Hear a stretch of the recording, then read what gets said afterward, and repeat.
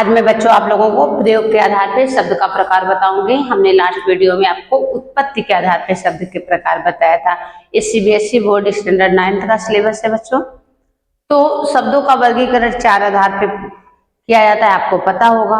उत्पत्ति के आधार पर, प्रयोग के आधार पे, अर्थ के आधार पे एंड रचना के आधार पे। तो आज यहाँ पर मैं आपको प्रयोग के आधार पे बताती हूँ। सब तो हम ओरल में देखते हैं। प्रयोग के आधार पे जो शब्द होते हैं बच्चों 2 प्रकार के होते हैं, विकारी शब्द और अविकारी शब्द। विकारी शब्द का मतलब होता है जो बच्चों जो लिंग, काल, कारक, वचन के अनुसार परिवर्तन होते हैं, उसको हम बोलते हैं विकारी शब्द। जैसे लड़का है तो हम लड़के भी बोल सकते हैं। पुस्तक है, पुस्तकें, जिसमें चेंज होता है, परिवर्तन होता है।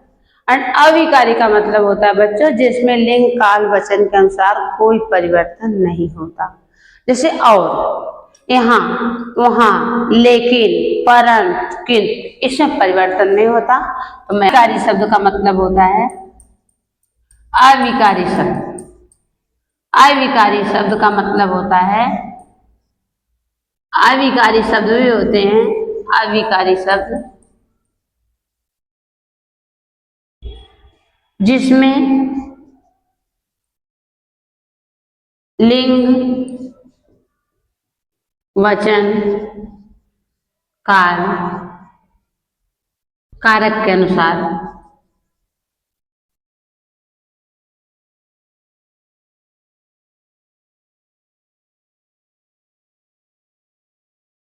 परिवर्तन नहीं होता। कारक के अनुसार परिवर्तन नहीं होता।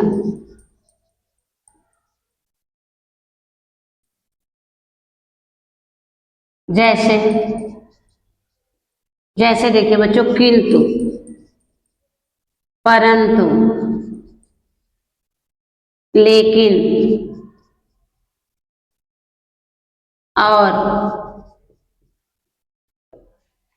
जैसे देखिए किंतु, परंतु, लेकिन, और, यहाँ, वहां, जहां, तहां, धीरे धीरे, इन सब में क्या होता है बच्चों, कोई भी परिवर्तन नहीं होता। जैसे मान लीजिए मैंने बोला धीरे धीरे, इसमें कोई परिवर्तन नहीं होगा। किंतु, परंतु, लेकिन, और, इन सब में कोई परिवर्तन बच्चों नहीं होता। इसको हम बोलते हैं अविकारी शब्द। एंड विकारी शब्द का मतलब होता है जिसमें परिवर्तन होता है। तो आप लोगों को शायद आ भी गया होगा। और इसके बाद वाले में मैं आप लोगों को बताऊंगी रचना के आधार पे एंड अर्थ के आधार पे और उत्पत्ति के आधार पे। मैंने आपको बता दिया था। तो यहाँ पर बच्चों आप लोग अंडरस्टैंड करना, प्रयोग के आधार पे 2 प्रकार के शब्द होते हैं। ये अभी सीबीएसई बोर्ड में तो आएगा ही आएगा। बाद में चल करके हमारे कंपटीशन लेवल एग्जाम में भी, जैसे एसएससी हुआ, यूपीएससी हुआ, टेट, ये सब भी एग्जाम में आपको आते। जय हिंद, जय Bharat. Education is not preparation for life, it is life. शिक्षा ही जीवन है। शिक्षा ऐसा है, आप जिंदगी भर किसी से भी सीखते रहिए। कोई भी अगर रिक्शा वाला भी मिल जाता है उससे भी आप सीखिए। शिक्षा ही जीवन है, क्योंकि लाइफ के लास्ट समय तक शिक्षा काम आती है। शिक्षा को इसलिए बताया गया है, इट इज लाइफ, शिक्षा ही जीवन है। कोई भी आपका लाइफ में मिल जाए, छोटे बड़े, शिक्षा जीवन जीने की तैयारी वाला भी मिल जाए तो भी शिक्षा ही जीवन है। वो भी आपको कुछ सिखाकर ही जाएगा, not preparation for the life.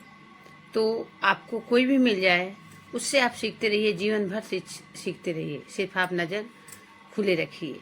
आपको छोटे बड़े जो भी आपको मिल जाए, जो भी कुछ सिखाने लायक, आप उनसे सीखते रहिए और नज़र खुले रखिए। आगे बढ़िए लाइफ में। It is life. शिक्षा